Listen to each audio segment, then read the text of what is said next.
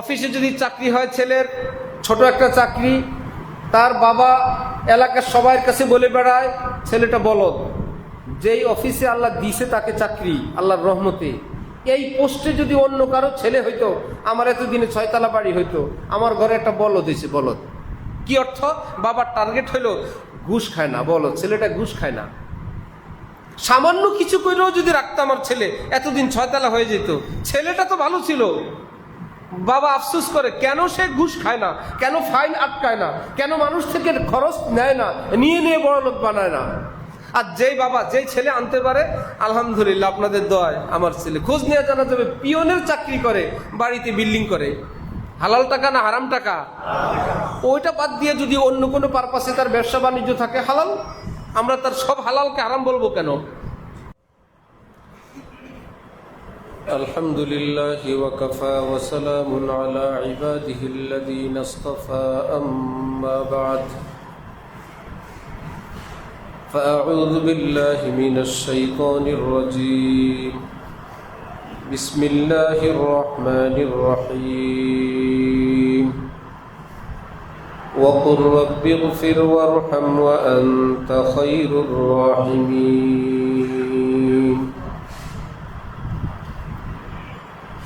صدق الله مولانا العظيم. وقال رسول الله صلى الله تعالى عليه وسلم: الراحمون يرحمهم الرحمن ارحموا من في الأرض يرحمكم من في السماء. وقال رسول الله صلى الله تعالى عليه وسلم: لا إيمان لمن لا أمانة له ولا دين لمن لا عهد له. وقال عليه الصلاة والسلام: ما من شيء أثقل في الميزان من حسن الخلق. أو كما قال رسول الله صلى الله تعالى عليه وسلم.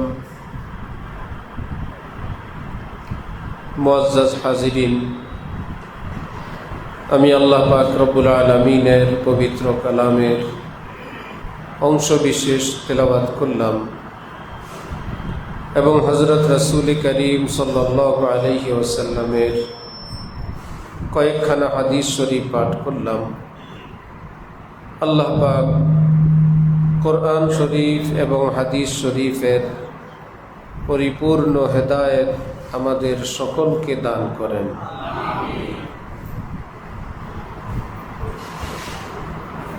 আজকের এই মজলিস যারা আয়োজন করলেন,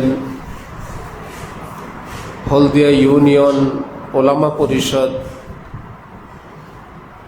যারা সহযোগিতা করলেন, অংশগ্রহণ করলেন, আল্লাহ পাক আমাদের জীবনের সমস্ত গুনাহ মাফ করে দেন। এই মজলিসকে আমাদের হেদায়েতের উসিলা হিসাবে কবুল ফরমান।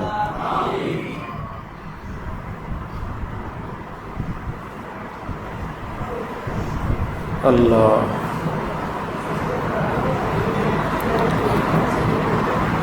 হযরত রাসূলুল্লাহ সাল্লাল্লাহু আলাইহি ওয়াসাল্লাম ইরশাদ করেন,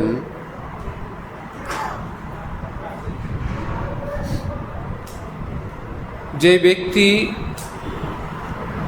পৃথিবীর মানুষের উপর, মাখলুকের উপর, যে কোনো প্রাণীর উপর রহম করবে, দয়া করবে,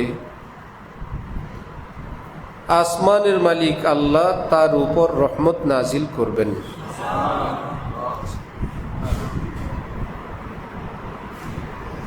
মানুষকে ভালোবাসা, মানুষের উপকার করা, মানুষকে সম্মান করা, মানুষের বিপদে সাধ্যমতো সহযোগিতা করা, এটা এমন আমল, হাজার হাজার লক্ষ লক্ষ নফলের চেয়ে বড় আমল। হাজার হাজার লক্ষ লক্ষ নফলের চেয়ে একজন মানুষের উপকার কি ছোট না বড়? অনেক বড়। আর একটা গুনাহ থেকে বেঁচে থাকা, একটা মিথ্যা, একটা ধোঁকা, একটা জুলুম, একটা বেপরদা, এইরকম যে কোনো একটা গুনাহ থেকে বেঁচে থাকার দাম হাকিমুল উম্মত মুজাদ্দিদুল মিল্লাত মাওলানা আশরাফ আলী থানভীর মতন এত বড় আলেম বুজুর্গ তিনি বলেন, একটা গুনাহ থেকে বেঁচে থাকার দাম 10,000 রাকাত তাহাজ্জুদের চেয়ে অনেক বেশি।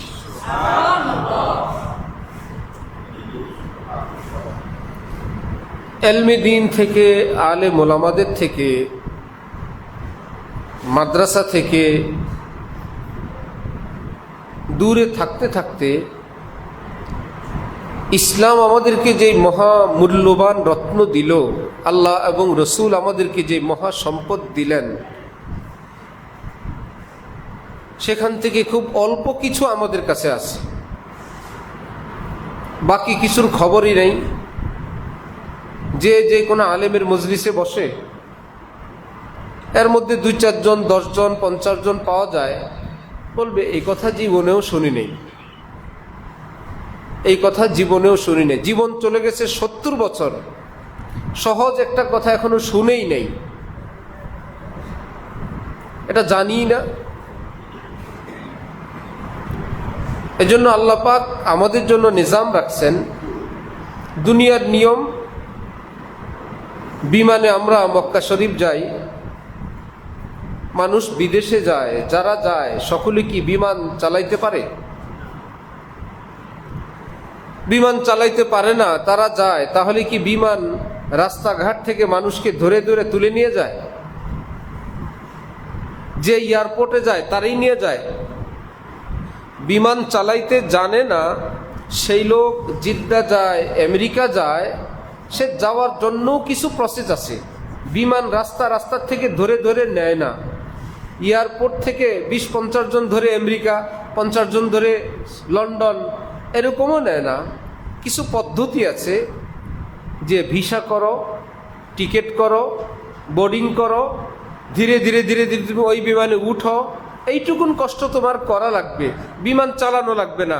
এইটুকুন করে যদি তুমি বিমানে উঠো, বিমান চালাইতে জানে, দীর্ঘকাল ট্রেনিং দিয়ে পাইলট যেই জিদ্দায় যাবে, আমার আপনার মতন একদমই বিমান সম্পর্কে কিছুই জানি না, কিন্তু visa, ticket, processing, boarding card করে ওই বিমানে উঠলে পাইলট যেই জিদ্দায়, প্যাসেঞ্জারও সে জিদ্দায়। একই সঙ্গে থাকা আরেকজন লোক, পয়সা আছে, বাড়ি গাড়ি আছে, জ্ঞান বুদ্ধি আছে, সে বলল আমি যাইতে পারলাম না, তুমি গেলা। ভাই আপনি প্রসেস করেন নাই, ভিসা করেন নাই, টিকিট বোর্ডিং করেন নাই, যেতে পারেন নাই। এই কথাটা কি অনেক বেশি কষ্টে বুঝার কথা না সহজ কথা? সহজ কথা কি না? ঠিক। আল্লাহর জান্নাত পর্যন্ত পৌঁছা, এর জন্য এই পৃথিবীতে আল্লাহ পাক কিছু পাইলট রাখছেন।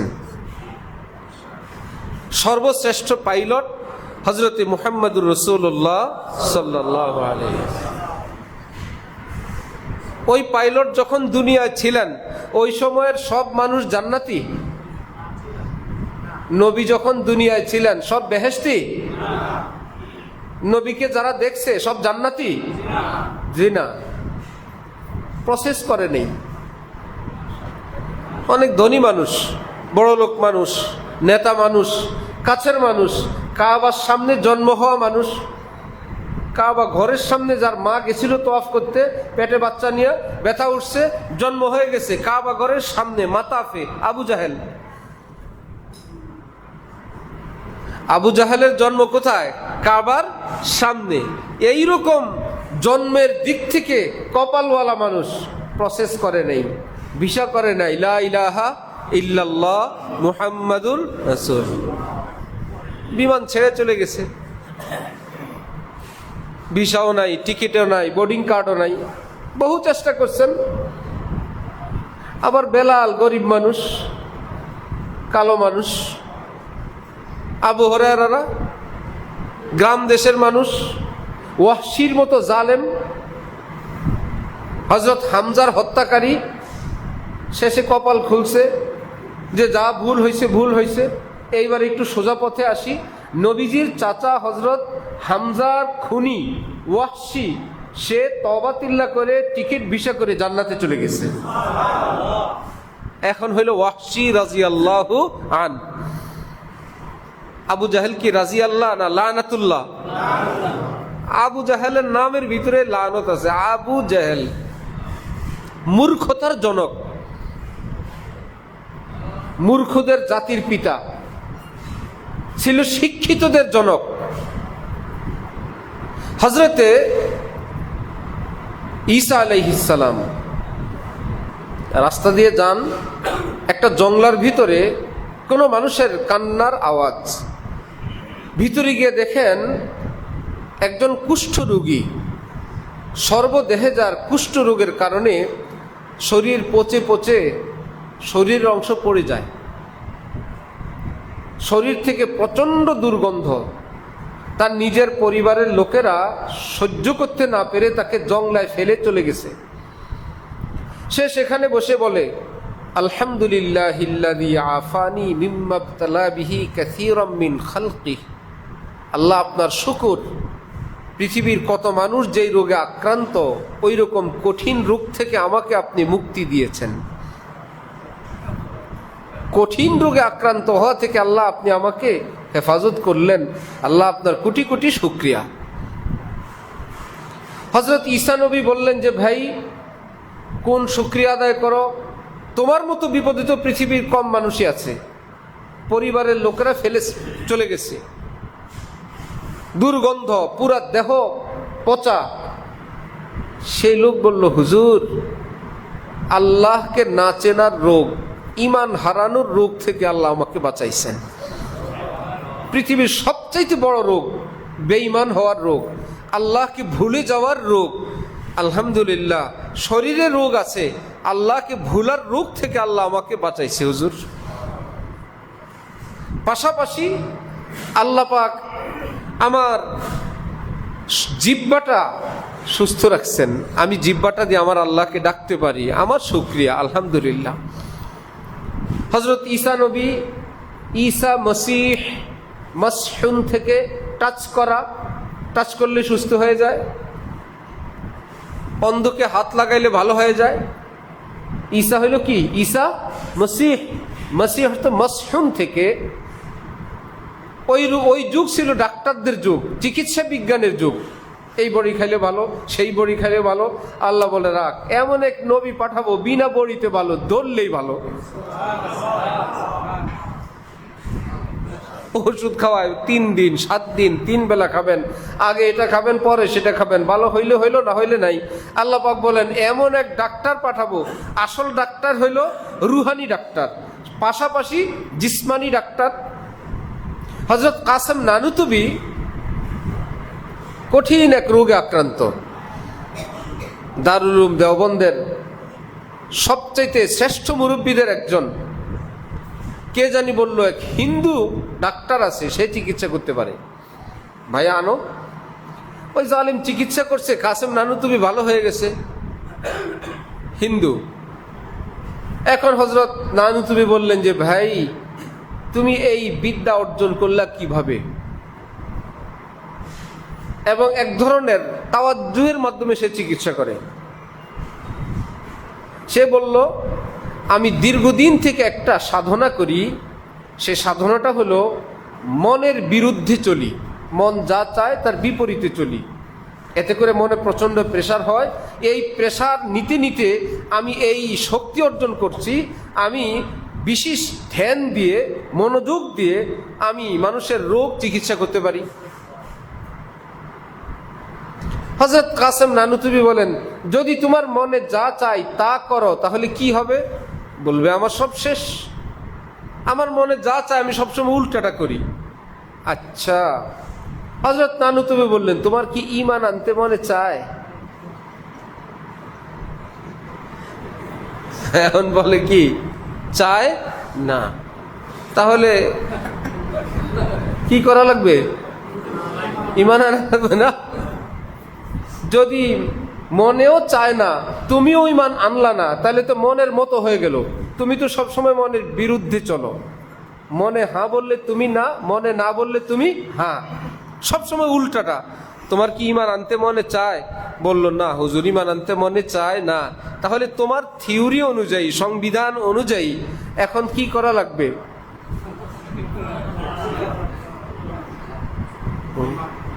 তুমি বলছো এখন যদি মনের সাথে তুমি থাকো তাহলে শক্তি তোমার এটা থাকবে না।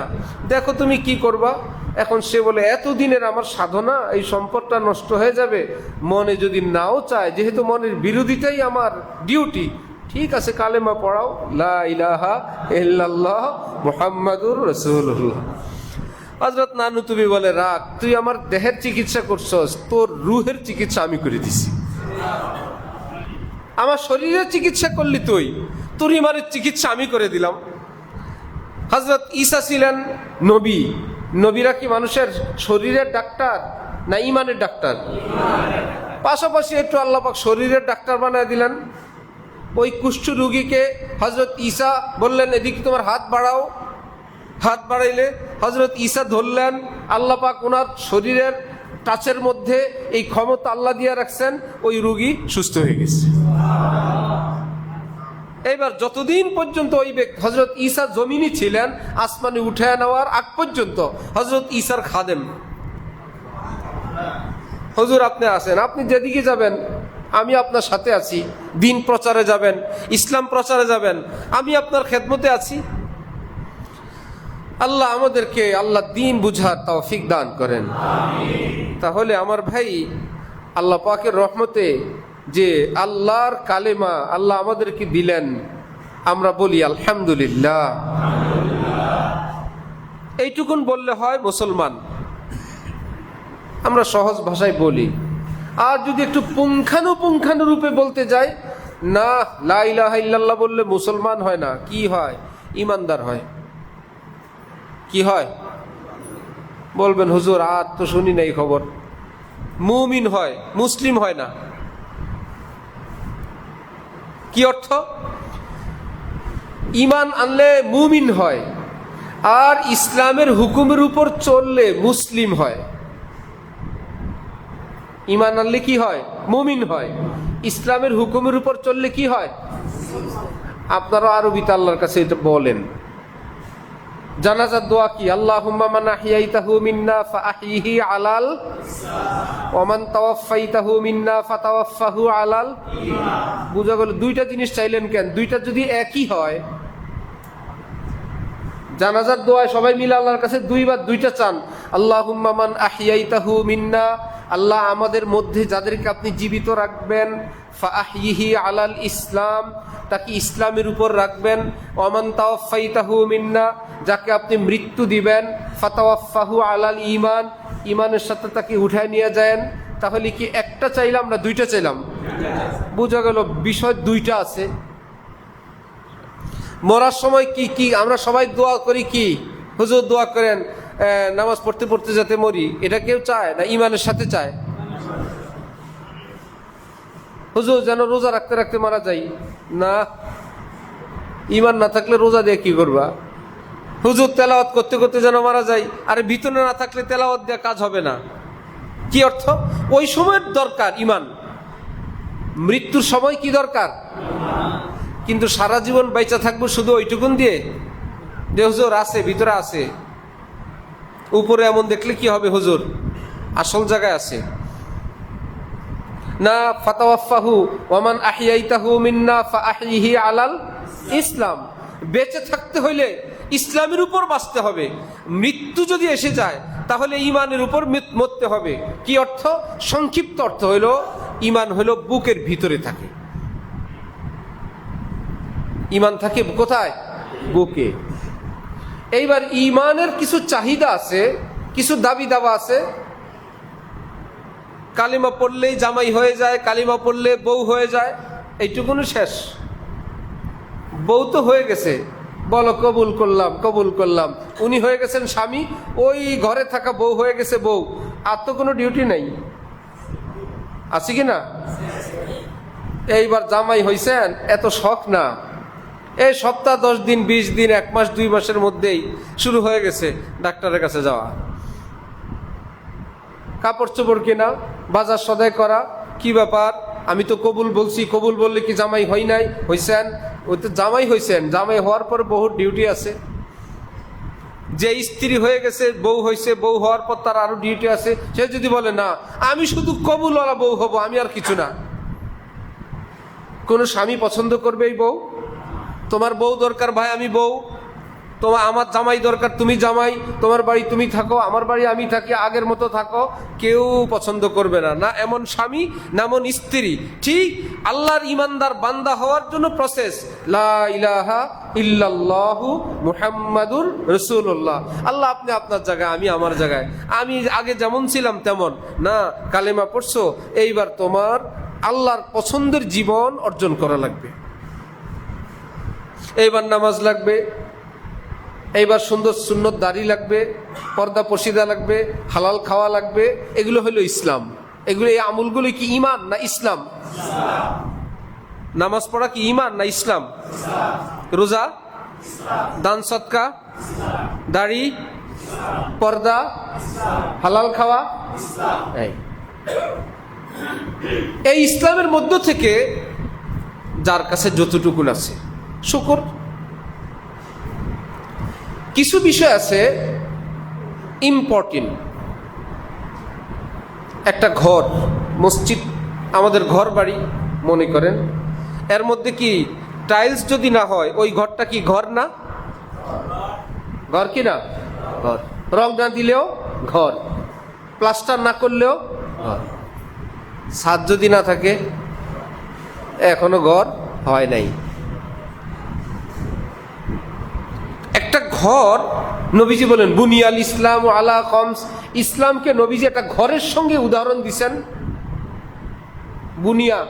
বুনিয়াদ একটা ঘরের সঙ্গে উদাহরণ দিয়ে বললেন আমার ইসলামের মেইন কিছু জিনিসপত্র আছে।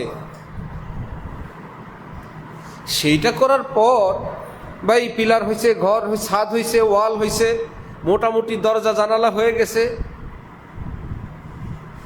কারেন্টের লাইন, কোন রকম তার একটা লাইন, লাইট একটা জ্বলে, ফ্যান একটা চলে, কি থাকা যাবে না? ইনশাল্লাহ থাকা যাবে।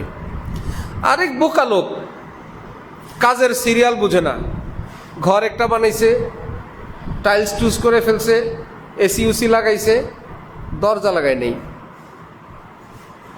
জানালা একটা না গ্রিল আছে না থাই আছে, কিছুই নাই।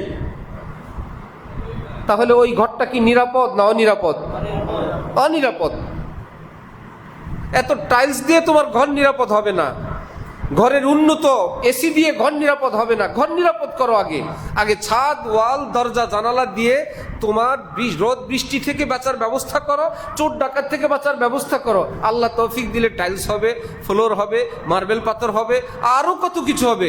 না হইলে চোর ডাকাত থেকে নিরাপদে কমপক্ষে ভিতরে থাকো, রোদ বৃষ্টি থেকে নিরাপদে থাকো। বোকা যদি হয় তাহলে কি করবে?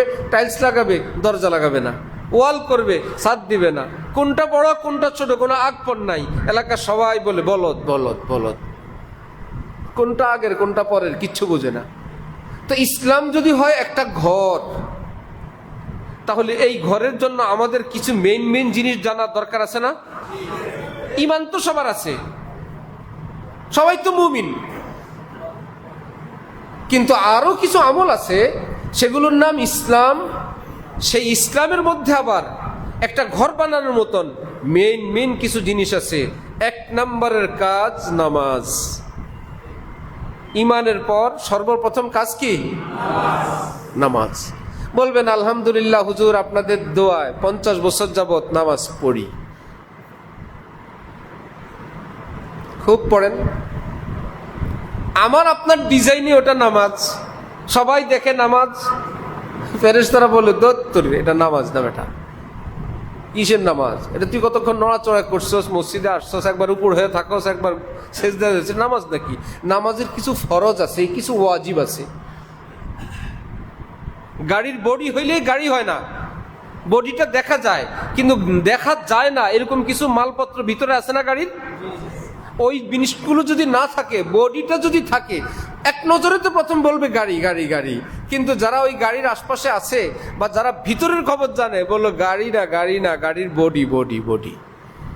ওটা গাড়ি না ভাই, এটা গাড়ির বডি, এটা চলে না, ভিতরের কিচ্ছু নাই। অথবা ইমার্জেন্সি অমুক জিনিসটা নাই। ইমার্জেন্সি যদি একটা না থাকে গাড়িটা চলবে? কিছু গুরুত্বপূর্ণ বিষয় আছে। আর যদি রং না থাকে গাড়ি চলবে। এসি যদি না থাকে গাড়ি, স্পেশাল সিট কি একটা সিটও গাড়ির ভিতরে নাই, গাড়ি কি চলবে না? চলবে। তো গাড়ির এগুলো না সবই আছে, কিন্তু যেই দিয়া গাড়ি চলবে সেটা নাই। 40 বছর নামাজ, ইমানের পর প্রথম কাজ নামাজ, হুজুর আপনার দোয়ায় নামাজ পড়ি, ফেরেশতারা বলে না, ওনার নামাজ হয় না। কারণ নামাজ 3 জিনিস মিলে হয় নামাজ। কয় জিনিস? 3 জিনিস। এই 3টা একত্রিত হইলে নামাজটা নামাজ হয়। আপনারা ধনী এলাকার লোক, বিক্রমপুর, ঢাকা শুনলে সবাই, পুরা বাংলাদেশ যদি শুনে বিক্রমপুর, ওরে বাবা, ওই এলাকায় কোনো গরিব নেই। গরিব যদি কেউ বলেও কেউ বিশ্বাস করে না। আমেরিকা থেকে এসে যদি কেউ বলে আমি গরিব মানুষ, বাড়ি আমেরিকা, কেউ বিশ্বাস করবে? আসলে কি আমেরিকা গরিব নাই? ফকিরও আছে, ভিক্ষা করে, বাড়ি আমেরিকা। কারণ আমেরিকা বাড়ি হলে কেউ তোমার ভাত খাওয়াই দিবে না, কেউ তোমার ঘর বাড়ি করে দিবে না, কাজ করলে পয়সা পাবা, না হলে নাই। বাড়ি আমেরিকা না সৌদি, তোমারটা তোমার। কিন্তু আমেরিকা শুনলে যেরকম সবাই মনে করে হ্যাঁ বড় লোক দেশ, বিক্রমপুর শুনলে সবাই মনে করে কি বড় লোকদের দেশ। আল্লাহু আকবার। তো নামাজ 3টা জিনিসের সমন্বয়ে নামাজ, 3টা মিলে এটার নাম হয় নামাজ। একটা হলো দেহের কাজ, শরীরের, দাঁড়ায় থাকো, উপর হও, সেজদা করো, এগুলো কিসের কাজ? দেহের কাজ। কিছু আছে মুখের কাজ, দাঁড়ায় থাকা, সূরা কেরাত পড়ো, ইমাম সাহেবের পিছনে থাকলে চুপ করে থাকো, উপর হয়ে থাকলে সুবহানা রাব্বিয়াল আযীম পড়ো, সেজদায় গেলে সুবহানা রাব্বিয়াল আলা পড়ো। এগুলো কি দেহের কাজ না জবানের কাজ? এই 2টা দিলে নামাজ হবে একদম। শরীরের ডিজাইনও ঠিক আছে, আর যেখানে যা পড়ার সব ঠিক আছে। এত সহজ না। আরেক জায়গায় আছে কি, সেটা নিয়ত কি? জুতা চুরি করতে মসজিদে আসছেন না নামাজ পড়তে আসছেন? একদম সূরা কেরাত শুদ্ধ, একদম দাঁড়াইছে, একটু পরে দেখা গেল আমার পাশের মুসল্লিরা কোথায় গেল, সালাম ফিরা, পরে জানা গেল 3-4 জোড়া জুতা নাই, বললো হয়েছে কাজ।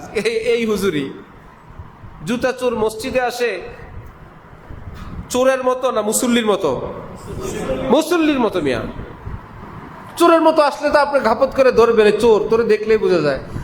চোর মসজিদে আসে মুসল্লির মতো হয়ে, যাতে করে এক নজরে কেউ দেখলে টের পাবে না উনি যে কোন নিয়তে আসছে। তাহলে ওনার দেখলেও ঠিক আছে, নামাজের দাঁড়ানোও ঠিক আছে, রুকু সেজদাও ঠিক আছে, এমনকি যদি একদম সূরা কেরাতও ঠিক আছে।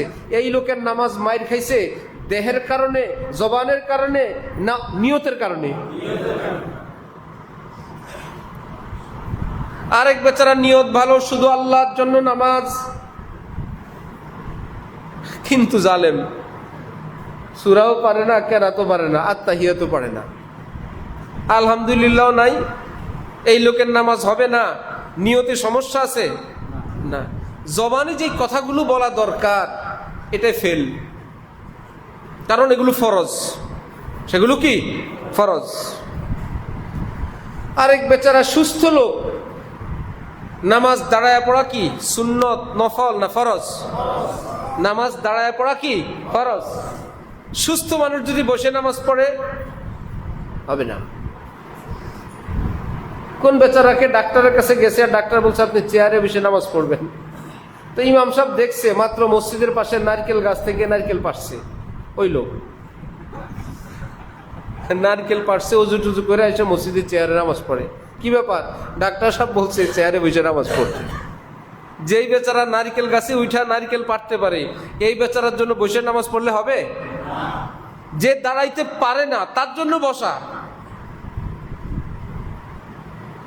আমার কয়েকদিন কোমরে ব্যথা, আহা এই সাইড ব্যথা ওই সাইড ব্যথা, ডাক্তার এখন থেকে কমপক্ষে 15 বছর আগে ওই সময় ডাক্তার লিখে দিয়েছে চেয়ারে বসে নামাজ পড়বেন। আল্লাহ জালিম করে হেদায়েত দান করুন। একদিনও পড়লাম না, তো কি হয়েছে? কারণ ডাক্তাররা দিন ইসলাম বুঝে না, অধিকাংশ ডাক্তার। আর যদি মাদ্রাসার ছাত্র একজন চর্মরোগ বিশেষজ্ঞের কাছে যায়, বাইরের রুগী শত শত, এর মধ্যে একজন গেছে হুজুর মানুষ, তার ছেলে নিয়ে, হাজী সাহেব তার নাতি নিয়ে গেছে। কোথায় পড়ে? মাদ্রাসায়। কেন মাদ্রাসায় পড়ান? সেখানে তো পরিবেশ গান্দা। ছেলেটাকে নাতিটাকে মাদ্রাসায় পড়াইছেন, দেখছেন কি অবস্থা? এরকম একজনকে বলছে, ওই বেচারা সাথে সাথে বলছে, স্যার আমি ছাড়া বাইরে যা আছে সব শার্ট প্যান্ট পার্টি, অগো কি জন্য হয়েছে?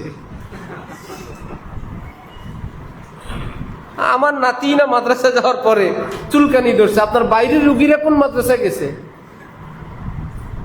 অগরে আর কিছু বলবেন, অগরে সুন্দর করে ওষুধ দিয়ে দিবে। যদি মাদ্রাসার ছাত্র একজন পাইল কেবল, হ্যাঁ বাসা নিয়ে যান, জলদি বাসা নেন, ওর কাঁথা বালিশ ল্যাব তোষক বোর্ডিং এর হান্ডি পাতিল সব সেবলুন দিয়ে দেন, ওখানে অ্যালার্জি ভরা।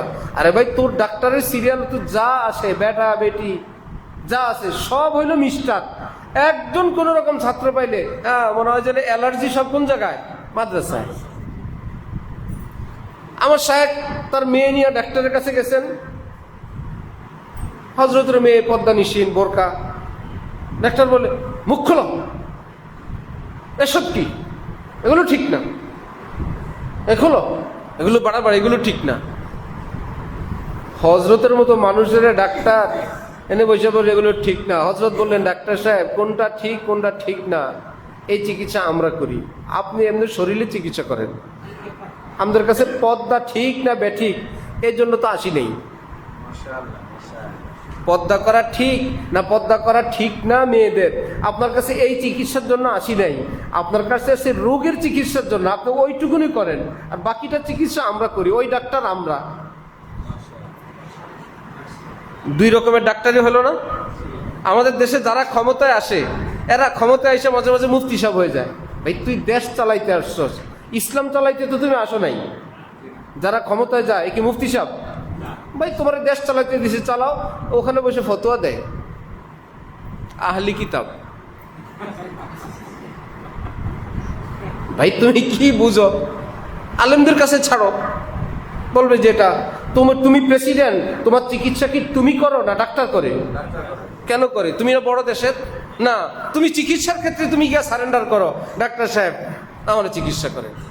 তুমি যখন বাড়ি করো, সেই বাড়ি কি তুমি নিজে করো না ইঞ্জিনিয়ার করে? কেন? তুমি না দেশের সবচেয়ে বড়, তুমি বাড়ি করো না, বাড়ি করা ইঞ্জিনিয়ারদের। তো বুঝা গেল দুনিয়ার সব লাইনেই বুঝো, যেই লাইনে যে বড় তাকে মানো। এলেমের লাইনে আসলে আরে তো হুজুররা বেশি বুঝে না, আমরা বেশি বুঝি। আস্তাগফিরুল্লাহ। দিন কাটাইলো এলম নিয়া, জীবন কাটাইলো কোরআন হাদিসের সাগরে। এই বেচারারা ধর্ম বুঝে না, এরা হলো ধর্মান্ধ। আর যাকে ব্রাশ ফায়ার করলে সূরা ফাতিহা বের হবে না, নির্বাচনের আগে মসজিদে যায়, ওনারা হইল ধর্মভীরু। এরা দরবেশ, এরা ওলি আল্লাহ। নির্বাচনের আগে মসজিদে মসজিদে যায়, ভোটের জন্য যায়, অজু থাক আর না থাক, নিয়ত যদি সহি না হয়, শুধুমাত্র ভোটের নিয়তে যদি কেউ মসজিদে যায়, শুধু ভোটের নিয়তে, সারা বছর নামাজ পড়ে না, ভোট আসছে এবং আজকেও যাইতো না, যদি ভোটের দায়িত্ব না থাকতো এই বেচারার নামাজ থাকবে না যাবে? নিয়ত তো নাই। মেয়ে বিয়ে দিবেন, এখন ছেলের পক্ষ আসছে, আপনি জীবনেও নামাজ পড়েন না। এইবার ছেলের পক্ষ যদি দেখে মেয়ের বাপ তো নামাজ পড়ে না, মুশকিল। এদেরকে দেখানোর জন্য মসজিদে আসছেন, আল্লাহর জন্য না দেখানোর জন্য, শেষ। তাহলে আল্লাহ পাকের নিকট নামাজ কবুল হওয়ার জন্য কিছু আছে শরীরের কাজ। রুকু করতে হবে, সেজদা কপাল নাক জমিনে রাখতে হবে, এক সময় সোজা দাঁড়ায় থাকতে হবে, হাঁটুর উপর হাত দিয়ে আত্তাহিয়াতুতে বসতে থাকতে হবে, এগুলো দেহের কাজ। আবার প্রত্যেক পয়েন্টে পয়েন্টে কিছু দোয়া দুরুদ আছে, সূরা কেরাত আছে, সেগুলো হলো জবানের কাজ। আর সবটার সাথে নিয়ত, আমি আল্লাহর জন্য নামাজ পড়ি, আমার আল্লাহর হুকুম মনে করে পড়ি, জাহান্নাম থেকে বাঁচার জন্য পড়ি, শরীয়তের বিধান মনে করে পড়ি। যে কোনো একটা সহি শুদ্ধ নিয়ত করে নামাজ পড়তে হবে, সেটা হলো অন্তরের কাজ। এই সবটা মিলে কি হয়? নামাজ। সবটা মিলে কি হয়? নামাজের যত ফজিলত, যে নামাজ পড়লে এই সওয়াব, নামাজ পড়লে এই মাপ, তাহাজ্জুদ পড়লে এই মাপ, 2 রাকাত নামাজের এই সওয়াব, ওই নামাজটা কি 1-2 পয়েন্ট দিলেই হবে না, 3 পয়েন্ট। এই 3টা দিয়ে যদি পড়েন, যেটার নাম ফেরেশতারা নামাজ লিখবে, তখন হবে এটা নামাজ। ব্যাংকে যদি চেক দেন, আপনার অ্যাকাউন্ট আছে, সেই অ্যাকাউন্টের চেক বই আপনি লিখে দিয়ে দিলেন 10 লাখ, সুতরাং আপনি ব্যাংকে গেলেই টাকাটা দিয়ে দিবে, ঠিক না? আপনার অ্যাকাউন্ট, আপনি বলছেন 10 লাখ, কোনো চেকিং আছে কিনা? দস্তখতটা মিলাবে, অ্যাকাউন্টটা কার? আমার। এবার অ্যাকাউন্ট ছবি আর আপনার সাথে মিলাবে। যদি অ্যাকাউন্ট আপনার না হয়, যার অ্যাকাউন্ট তার কাছে ফোন করবে। এর সবার আগে যেই অ্যাকাউন্টের চেক, ওই অ্যাকাউন্টের টাকা পয়সা আছে কিনা সেটা দেখবে কিনা? অ্যাকাউন্ট আছে, টাকা দিয়ে দিবে, ঠিক। ঈমান আছে আর সব পাই যাবেন। ঈমান আছে মানে অ্যাকাউন্ট আছে। ঈমান আছে মানে কি আছে? অ্যাকাউন্ট থাকলেই কেবল চেক দিবেন, নামাজের চেক, নামাজের সওয়াব, রোজার চেক, রোজার সওয়াব। এত সহজ না। চেকে আসমানে ফেরেশতাদেরকে আল্লাহ পাক দিবেন, দেখো তো ইবাদতের মধ্যে শরীর ঠিক আছে কিনা, জবানের কাজগুলো ঠিক আছে কিনা, নিয়তটা ঠিক আছে কিনা, ভেরিফাই করো। ফেরেশতা লিখে দিবে ওকে ওকে। এবার আবার আরেকজন ফেরেশতা বলবে, দেখো তো আমার নবীর আমলের সাথে ঠিক আছে কিনা, যেই ওয়াক্তে নামাজ পড়ছে টাইমটা ঠিক আছে কিনা। কি নামাজের টাইম টেবিল নাই? আর রোজা রাখছে একদম সওয়াব, ভালো মানুষ, দরবেশ সাহেব রোজা রাখছে ঈদের দিন, সওয়াব হবে না গুনাহ হবে? ওই সমস্যা কি? এই বছর নিয়ত ঠিক, রোজাও ঠিক, মাইর খাইছে, নবীজি নিষেধ করছেন। তাহলে ঈমানের পর ইসলাম, ইসলামের মধ্যে সর্বপ্রথম আমল কি ভাই? নামাজ। নামাজ হয় যদি 3টা পয়েন্টে, 3টা বিষয়ে যদি শরীয়তের হুকুম মোতাবেক হয়, তখন কি হয়? নামাজ। আল্লাহু আকবার। যেই বেচারা নামাজ পড়ে ভাত খায় আসছে পরের হক, চুরির টাকা, পেটে হারাম টাকা, নিয়ত ঠিক আছে, কেরা তো মাশাআল্লাহ যে স্পেশাল, মাত্র হজ করে আসলো, কি নামাজ হবে? পেটের মধ্যে আরেকজনের খোরাক নিয়ে মসজিদে আসছেন, গরু চুরি করে কোরবানি দেওয়ার মতন। কোরবানির সওয়াবের কথা শুনে চুরি করে কোরবানি দিল। ঘরের লোকেরা বলছে যে চুরি করে কোরবানি করবেন, গুনাহ হবে না? বলল, মাসাল তোরা বেশি জানোস, চুরি করলে গুনাহ হবে তো আমিও জানি, কিন্তু কোরবানি করলে কি সওয়াব এটা জানো না? পশমে নেকি।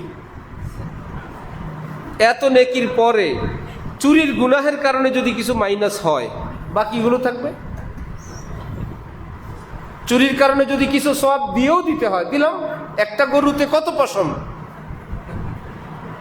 আর চুরি করলাম তো একটা চুরির গুনাহ পরিশোধ করতে যদি আমার এই পশম থেকে অর্ধেক, 4 ভাগের 3 ভাগে, এমন কি সবগুলো নেকি দিয়ে দিতে হয়, তো নেকি আর গুনাহ যখন বরাবর হয়ে যাবে, ফিনিশ, গোস্তটা লাভ হবে তো ইনশাল্লাহ। কি হবে? সুতরাং এইরকম হিসাব মিলাইলে হবে না। আমি নামাজ পড়ি না, কি হয়েছে? মসজিদটা তো আমি বানাইছি। আর হুজুররা বলছেন মসজিদ বানানোর পর যত মুসল্লি নামাজ পড়বে সমপরিমাণ নেকি যে মসজিদ দিবা আল্লাহ তারে দিতেই থাকবেন। আমার একজনের নামাজ আর এখানে হাজার হাজার মুসল্লি নামাজ আসে, এটা বরাবর হয়ে যাবে না ইনশাল্লাহ।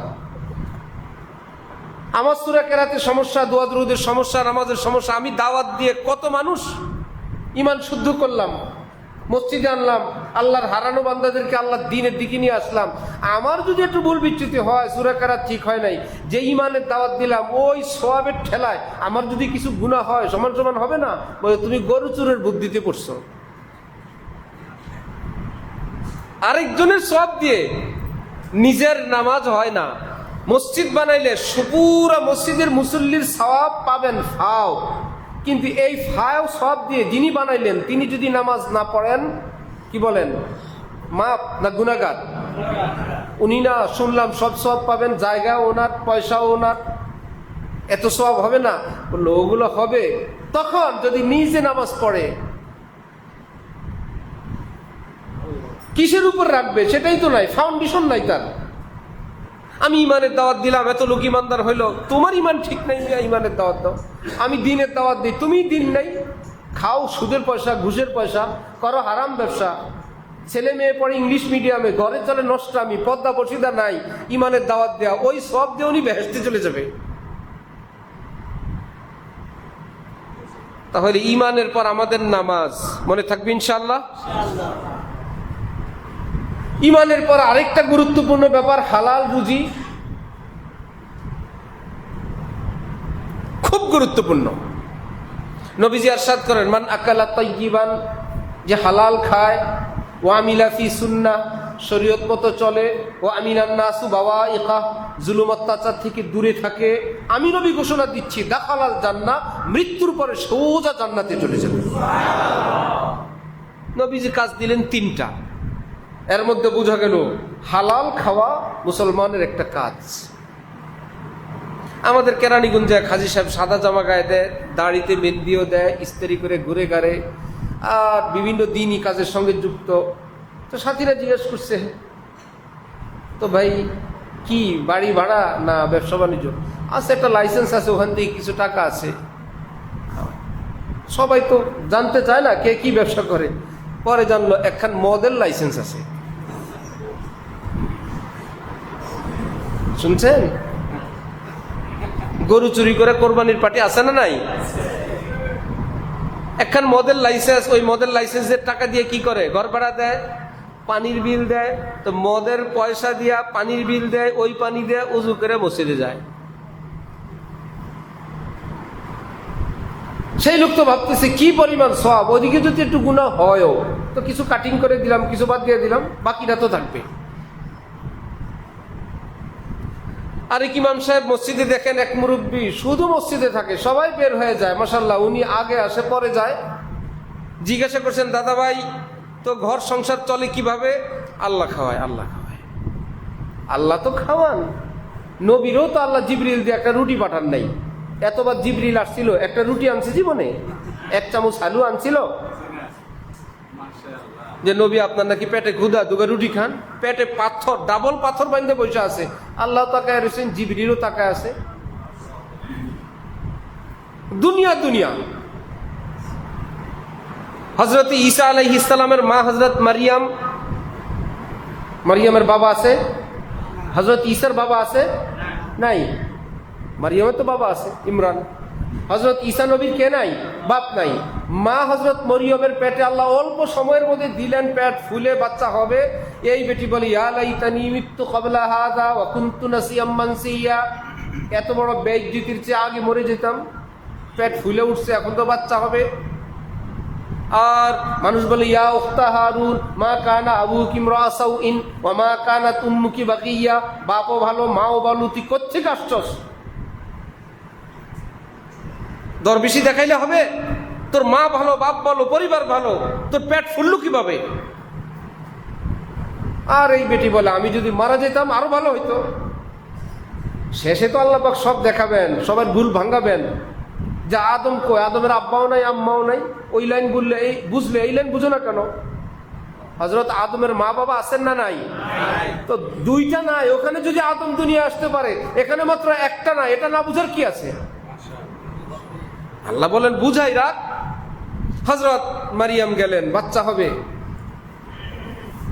একটা খেজুর গাছের সঙ্গে হেলান দিলেন, ধাত্রী নাই, কেউ নাই, বাচ্চা হইল হযরত ঈসা নবী। সুবহানাল্লাহ। লাগছে ক্ষুধা, লাগছে তৃষ্ণা, মুশকিল।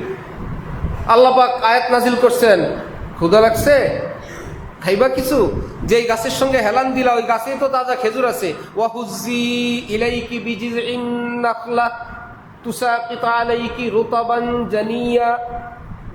মারিয়াম, খেজুর গাছটা একটু লাড়া দাও। খেজুর গাছ লাড়া দেওয়া সহজ? ডাল ধরে লাড়া দাও। আমি খেজুর তোমার জন্য তৈরি করে গাছের আগায় রাখছি, লাড়া দিলে খেজুর পড়বে, খেলে শরীরের যত ক্যালোরি ভিটামিনের অভাব ওই খেজুরের মধ্যে আমি রাখছি, তুমি খাও।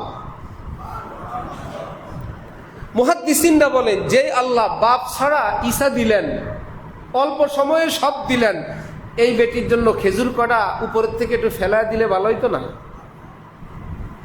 মাত্র বাচ্চা হইল, একটা পাখি দিয়ে আল্লাহ ফেলায় দিতেন, পাখির ডানা দিলে হয়তো, বাতাস দিতেন, আল্লাহ আপনি হুকুম দিতেন, মরিয়মের সামনে পড়তো, আপনি খাইতেন, মরিয়ম খাইতো। মুফাসসিরিনরা লিখছেন না, এতক্ষণের ব্যাপার হইল আল্লাহ পাকের শক্তি দেখানোর ব্যাপার, ওটা তিনি দেখাইছেন। আর এখন খেজুর খাওয়ারটা হইল রিজিকের ব্যাপার, এটা একটু হাত পা নাড়া দিয়ে খাওয়া লাগে, একটু কষ্ট করা লাগে, রিজিকের জন্য একটু কষ্ট করা লাগে। এই জন্য মাত্র ঈসা নবী হওয়া মরিয়মকে আল্লাহ পাক বললেন, হোক তোর ছেলে, কষ্ট করা লাগবে কম বেশ, খেজুর গাছ লাড়া দাও, খেজুর পড়বে, তারপর তুমি খাবা। তাহলে ঘরে বসে খাবেন, আল্লাহ খাওয়াবে, খেজুর গাছ তো লাড়া দিতে হবে, খেজুর গাছ লাড়া দিতে হবে না? হারাম ভাবে না হালাল ভাবে? ওই বুড়ো মুরব্বী বলে আল্লাহ খাওয়ায়, ইমাম সাহেব বললেন আল্লাহ তো খাওয়ায়, কেমনে খাওয়ায়? এখন হাসি আর বলে, কিছু টাকা ব্যাংকে একটু রাখছি, ওখান থেকে মাসে মাসে কিছু আসে, আল্লাহ খাওয়ায়। Fixed deposit.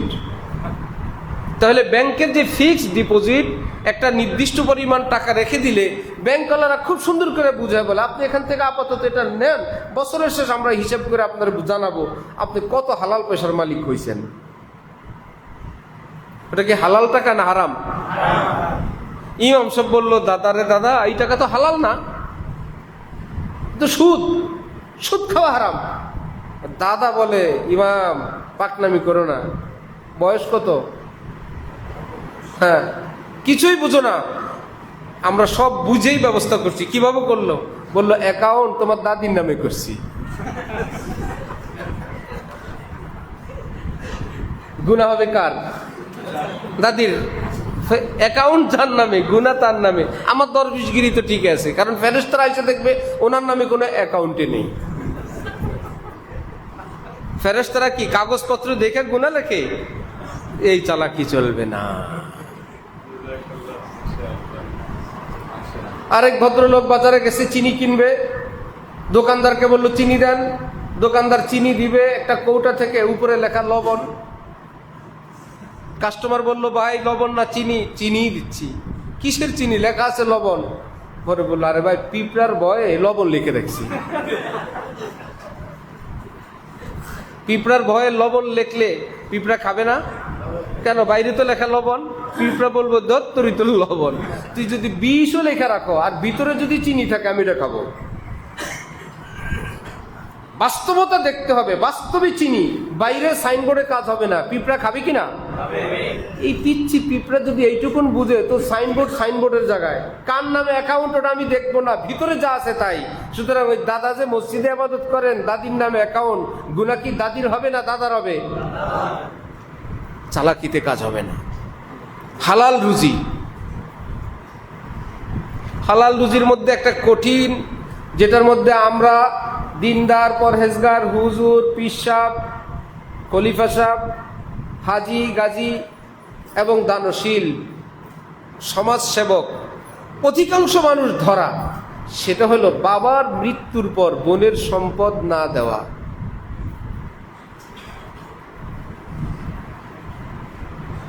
একটাই তরমুজ বাবা কিনে নিয়ে আসছে, বাবা বলল তোমরা খাও ভাই বোনরা মিলে। ভাইয়ে বলে, ভাই বোনরে বলে, শুনো এই তরমুজ আব্বা কিনছে, তুমি খাইলে বিষ। বোন বলে, বিষ আমি খাবো না। পুরা তরমুজ ভাইয়ে বসে বসে বাচ্চা কাচ্চা নিয়ে খায়।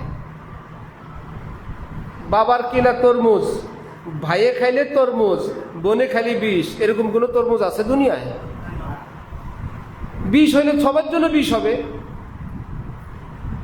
হালাল হইলে সবার জন্য হালাল হবে। একই বাবার সম্পদ, একই বাবার জন্ম দেওয়া সন্তান, একই জমি, একই ঘর, একই টাকা পয়সা। বাবার মৃত্যুর পরে ভাইয়ের একটা বুদ্ধি লাগাইছে, বোন খাইবা, বাবার অংশ নিবা, অংশ নিলে ধ্বংস।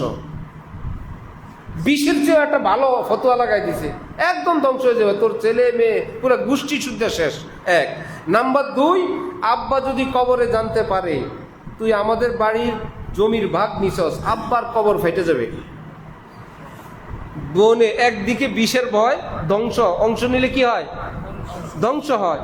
দ্বিতীয় হলো আব্বা নাকি কবরে কষ্ট পাবেন, মেয়েরা বাবার প্রতি দুর্বল হয়, তো মেয়ের টাকার দরকার, চিকিৎসার দরকার, ঘর দরকার, ছেলে মেয়ের বিয়াদের দরকার, টাকার অভাব, সেই মেয়েটাও ডরে ভয়ে বলে দেয়, না ভাই আমরা অন্য মতো না, আমরা কোনো সম্পদ নিব না, আমাদের লাগবে না ভাই। বলেন তো এই লাগবে নাটা অন্তর থেকে না ভয়ে? এই কথায় কাজ হবে না। আপনি যে বলবেন আমার বোন বলছে লাগবে না, আমরা তো দিতে চাইছিলাম। বোনের এই কথা শরীয়তে কোনো ধর্তব্য না, কারণ ভাই বোনের সম্পদের বন্টনটা এটা আল্লাহ পাক নিজে করছেন। কে করছেন? আপনি বোন নিতেই হবে, নেয়ার পরে সবটা দিতে পারবেন। আল্লাহ দিছেন, আল্লাহ যদি সাথে নেও নেও নেও নাও, না নেওয়া বেদবি না?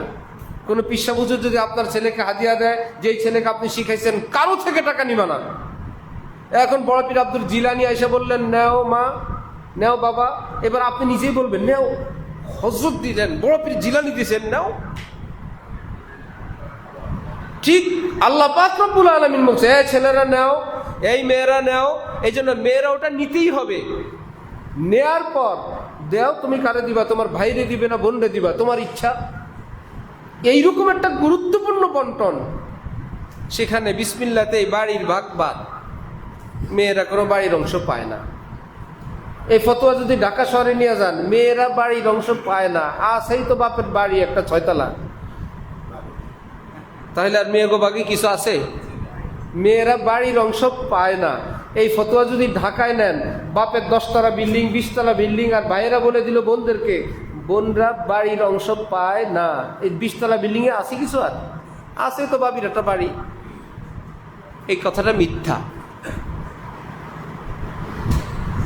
আবার যাই হোক, মাঠের অংশ দিবেন, ভাইয়েরা 4 গন্ডা, বোন কয় গন্ডা? বলেন না, ডর ভয় কিসের? ভাই যদি 4 গন্ডা পায়, বোনরা কয় গন্ডা? 2 গন্ডা। তা 2 গন্ডা দিয়ে দিবেন। এইবার আবার ভাই বোনদের দ্বিতীয় থ্রেড, বোনেরা যা পায় অর্ধেক নেয়। কথার পেঁচ কত? আসলে অর্ধেক নেয় কি শরীয়ত বলে দিছে, ভাই যা পায় তার অর্ধেক বোনেরা নেয়। এই কথাটাকে পেঁচ লাগায় বয়ে ভাই আবার আরেকটা থ্রেড দিল, বোনরা যা পায় কতটুকু নেয়? অর্ধেক নেয়। বিসমিল্লাহ, 1 থ্রেড দিয়ে বাড়ি বাদ দিল, পাইল 2 গন্ডা। এবার আরেকটা থ্রেড দিল, বোনরা অর্ধেক নেয়। এবার 2 গন্ডা থেকে আর থাকলো কয় গন্ডা?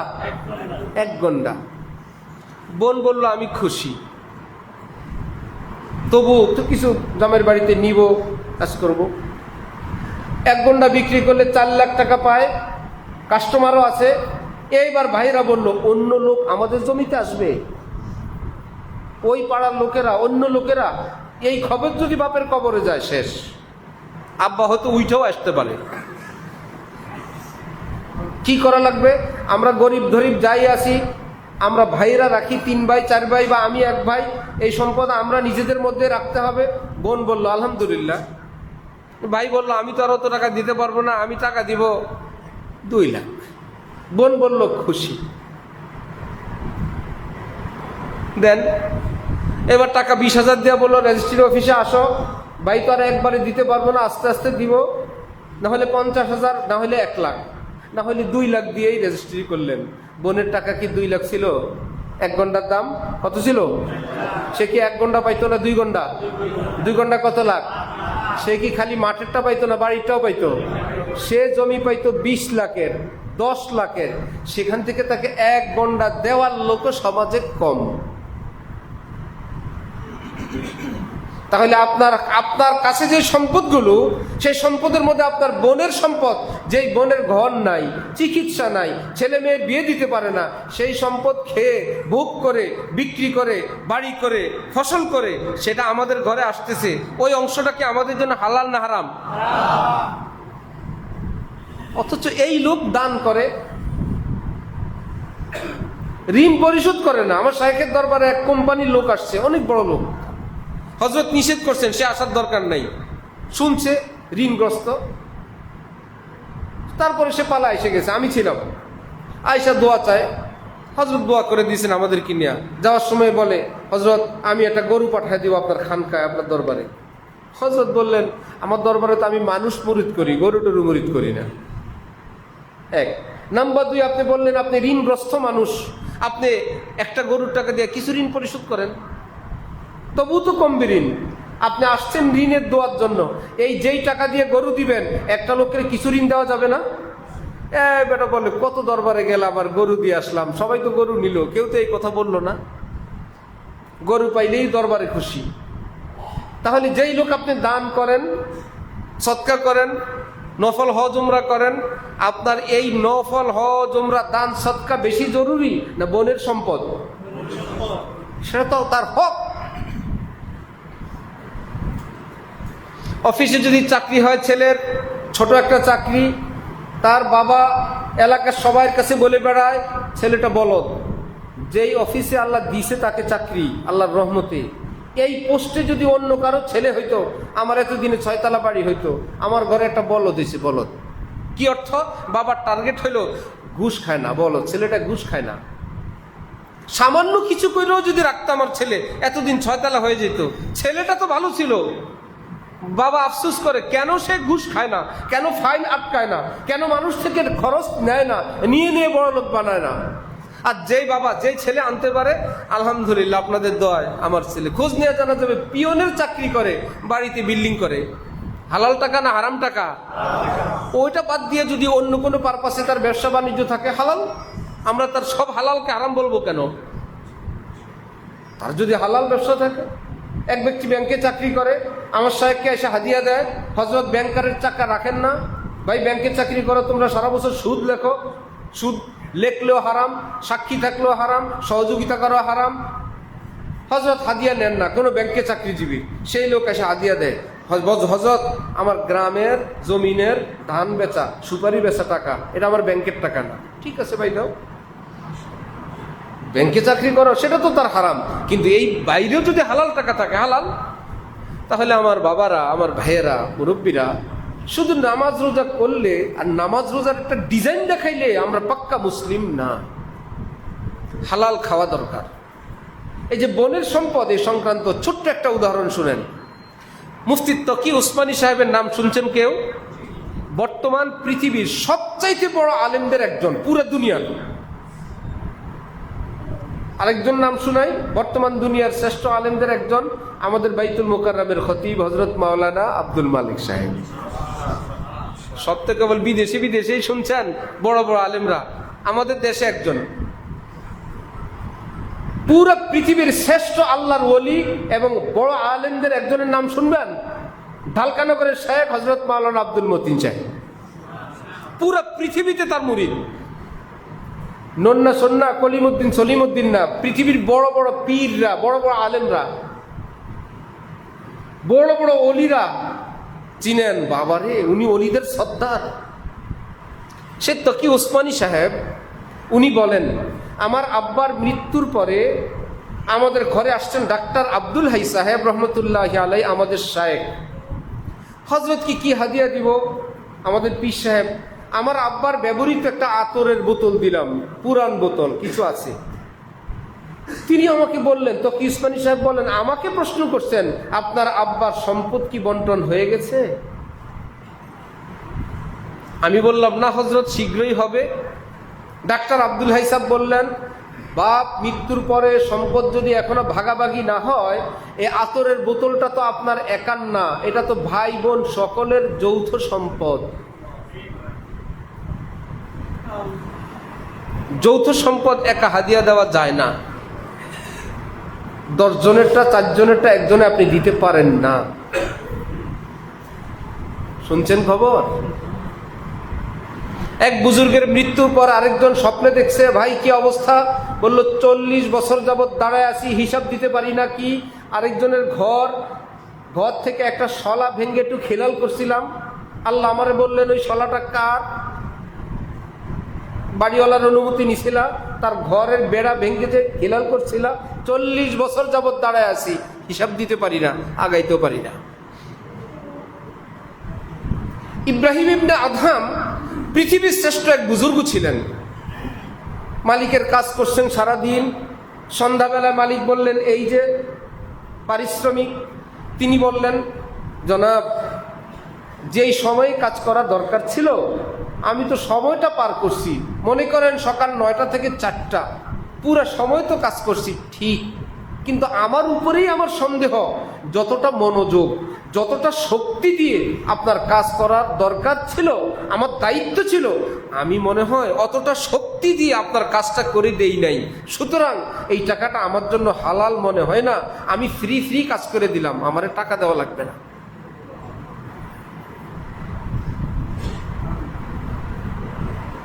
হালাল রুজি অত সহজ না।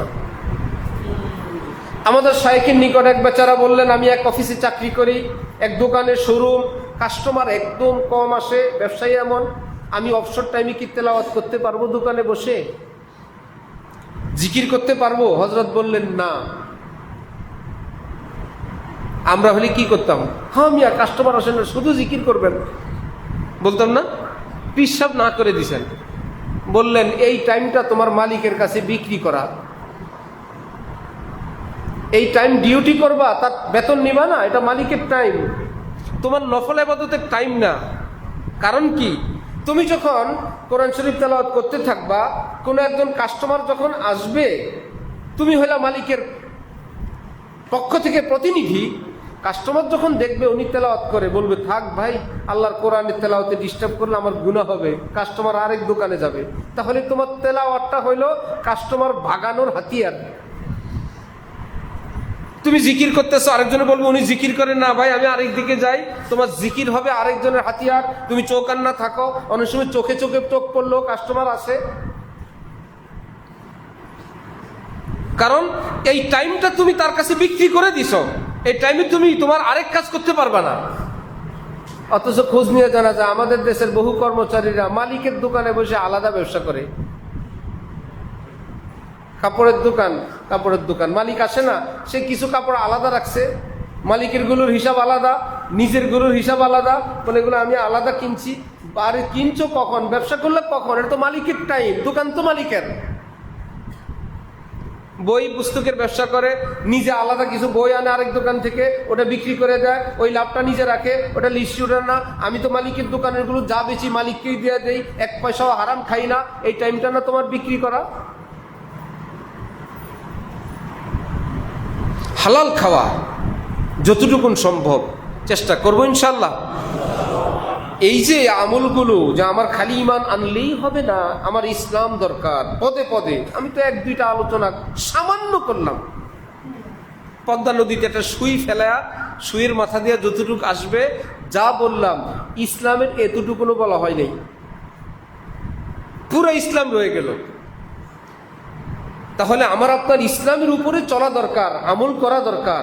আমরা কি একা একা পারবো না। ওই যে বললাম, পাইলটের বিমানে উঠলে চলে যাবেন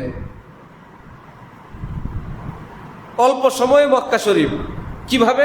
টিকিট করেন, ভিসা করেন, নিয়ম প্রসেস পদ্ধতি করেন। আল্লাহ পাক কোরআন শরীফে বলেন, শুনো, এই সমাজে আল্লাহর কিছু ওলি থাকবেন, কিছু প্রিয় বান্দারা থাকবেন, যারা বান্দাদেরকে ওই প্লেনের মতন এই জমিন থেকে আল্লাহ পর্যন্ত পৌঁছে দেন। তুমি এক কাজ করো, টিকিট করো। এইরকম কোন হক্কানি ওলি, দুষ্ট ভণ্ড মাজারি পূজারি, সেজদা শিরিক বেদাত, সেটা বুঝবো কেমনে? আলেমরা বলবেন। সব এলাকায় আলেম আছে, তারা বলে দিবেন এই হজরত হক, এই হুজুর হক, এই হুজুর হক, আপনার যাকে ভালো লাগে যান। এইরকম কোন হক্কানি আল্লাহ ওয়ালার সঙ্গে জুড়ে থাকলে এইবার আপনার আমার কাজ হবে, জুড়ে থাকো এক। তিনি বলতে থাকবেন সূরা কেরাত ঠিক করো, নামাজ রোজা ঠিক করো, রুজি ঠিক করো, এই করো, তওবা তিল্লা করো। এই ওনার প্রসেস অনুযায়ী ধীরে ধীরে যখন আল্লাহ পাকের হুকুম আহকামগুলো পালন করা শুরু করবো ইনশাআল্লাহ, ওই যে বিল্ডিং বানানোর কথা বলছিলাম, বিল্ডিং এর জন্য ইমার্জেন্সি কিছু জিনিস আছে, আর কিছু আছে না হইলে হয়। ঠিক ইসলামের জন্য কিছু ইমার্জেন্সি জিনিস আছে, যেটা না হইলে নয়, সেগুলোর নাম ফরজ। কি নাম? ওয়াজিব, সুন্নতে মুআক্কাদা। এই 3 আইটেম। ইমানের পর ইসলাম, মুসলমান হওয়ার জন্য ইমার্জেন্সি আইটেম, যেটা না হলে নয়, সেটার নাম কয় আইটেম? 3। কয় আইটেম? 1 নম্বরে, দ্বিতীয়, 3 নম্বরে সুন্নতে মুআক্কাদা। এই 3টার পাশাপাশি এগুলো হলো করার কাজ। আর বিরত থাকার কাজ গুনাহ। এই তিনটা করব, গুনাহ করব না। এমন না যে এই তিনটা করলেই পার, এই তিনটাও করে, ফরজ করে, ওয়াজিব করে, সুন্নতে মুআক্কাদা করে, হারাম ব্যবসা করে, কুদৃষ্টি করে, অশ্লীল ছবি দেখে, যা মুখে আসে তাই বলে। নামাজও ঠিক আছে, ফরজও ঠিক আছে, ওয়াজিবও ঠিক আছে, সুন্নতও ঠিক আছে, এখনো পাক্কাপাক্কি হয় নাই, গুনাহ থেকেও বেঁচে থাকবে। এরপরে এবার টাইলসের কথা বলছিলাম না, নফল যদি নাও পারেন, পাগড়ি যদি নাও রাখেন, বড় বড় এশাক আওয়াবিন যদি নাও পড়েন, প্রতি বছর হজ উমরা যদি করতে নাও পারেন, লক্ষ কোটি টাকা যদি দান সদকা করতে নাও পারেন, বিরাট জুব্বা পরতে নাও পারেন, ইনশাল্লাহ ফরজ ওয়াজিব সুন্নতগুলো যদি থাকে আর যদি গুনাহ থেকে বেঁচে থাকেন, হক্কানি কোনো আল্লাহর ওলির সঙ্গে যদি লেগে থাকেন, আল্লাহর কসম করে বললাম, কোরআন হাদিসের শিক্ষা, ওই আল্লাহর ওলি যেই জান্নাতে যাবেন, আল্লাহ পাক আপনাকে সেই জান্নাতে নিয়ে যাবেন। কারণ পাইলট যেই শহরে যায়, প্যাসেঞ্জাররা কি রাস্তায় যায় না, সেখানেই যায়, সেখানেই যায়। ইঞ্জিন যেই শহরে যায়, বগি সেই শহরে যায়। বগি কি সব এক ক্লাসের না 3 ক্লাসের? First, second, third. ফার্স্ট ক্লাসে এসি আছে, শোয়ার ব্যবস্থা, সেকেন্ড ক্লাসে কোনো রকম বসবেন, থার্ড ক্লাসে বসার ব্যবস্থাও নাই। বললেন না, ইঞ্জিনের সঙ্গে লেগে আছে তো, first class, second class, third class নাই। আমি আসি আল্লাহ আল্লাহ করে ইঞ্জিনের সাথে লাইনে আসি, কষ্ট হইলেও যায় পুষবো। ঠিক যদি আমরা হক্কানি আল্লাহওয়ালা ওলামায়ে কেরামের সঙ্গে জুড়ে থাকি, ফরজ ওয়াজিব সুন্নতগুলো আদায় করি, গুনাহ থেকে বেঁচে থাকি। কেউ আছে ফার্স্ট ক্লাস, একদম গুনাহ টুনা হয় না, ভালো। কিছু আছে সেকেন্ড ক্লাস, মাঝে মাঝে হয়, আবার তওবাতিল্লাহ করে। আর আমরা হইলাম থার্ড ক্লাস, বেশিরভাগই আমাদের গুনাহ হয়ে যায়, কিন্তু তওবাতিল্লাহ করে আমরা আবার লাইনে থাকি। আবার গুনাহ হয়, আবার তওবা করি, আবার গুনাহ হয়, আবার তওবা করি। এটা হইলো থার্ড ক্লাস, কিন্তু লেগে আছে কোনো আল্লাহওয়ালার সাথে, আর গুনাহ হইলেই তওবা করে। আল্লাহর কসম, নবীজি বলেন, তুবা লিমান ওয়াজাদা ফি সহিফাতিহি ইস্তিগফারান কাসীরা। আমার ওই উম্মতের জন্য জান্নাতের সুসংবাদ, যে হাজার হাজার গুনার পরেও বসে থাকে নাই, বেশি বেশি তওবা করে সব মিটায় ফেলছে, সেও জান্নাত পাবে। চেষ্টা করব ইনশাআল্লাহ। সব জায়গায় আয়োজন করেন আপনারা, মেহমান হয় আলেম ওলামারা। আর এই ধরনের মাহফিলগুলো আমি দেখলাম, আজকের মাহফিলের আয়োজককে ইন্তেজামিয়া কমিটি না ওলামায়ে কেরাম? দাওয়াতে দিচ্ছেন আলেম ওলামারা। আপনারা যে বলেন হুজুররা মিলাদ দেয় না, কে বলল যে হুজুররা দাওয়াত দেয় না? আজকের দাওয়াত কি আপনারা দিচ্ছেন না ওলামায়ে কেরাম দিচ্ছে? পোস্টারে লেখা আছে হলদিয়া ইউনিয়ন ওলামা পরিষদ। আলেমদের মাথায় একটা ব্যথা, আমরা তো আছি, আল্লাহ আমাদেরকে রাখছে, আমাদের ভাইদের কি হবে? আমরা তো বলি যদি বাহিরের থেকে একজন মেহমান আনি, মনে হয় নতুন কথা একটু ভালো লাগবে, মনে হয় এই উসিলে আমাদের এলাকায় একটু হেদায়েত জ্বলবে, মনে হয় আমাদের 10টা ভাই ফিরবে, মনে হয় এরা হারাম ছেড়ে দিবে, মনে হয় নামাজ শুরু করবে। ওই এক ব্যথা থেকে, বিশেষ করে ওলামায়ে দেওবন্দের কলিজার ভিতরে এক ব্যথা আল্লাহ দিয়েছেন, ওই ব্যথা থেকে আপনাদেরকে দাওয়াত দিলেন। কদর করেন, সহযোগিতা করেন, ইনশাআল্লাহ আল্লাহ পাক সকলকে কামিয়াব করেন। আল্লাহ আমাকে, আপনাকে, আমাদের সকলকে যা কিছু আলোচনা হলো আমল করার তৌফিক দান করেন। ওয়া আখিরু দাওয়ানা আনিল হামদুলিল্লাহি রাব্বিল আলামিন।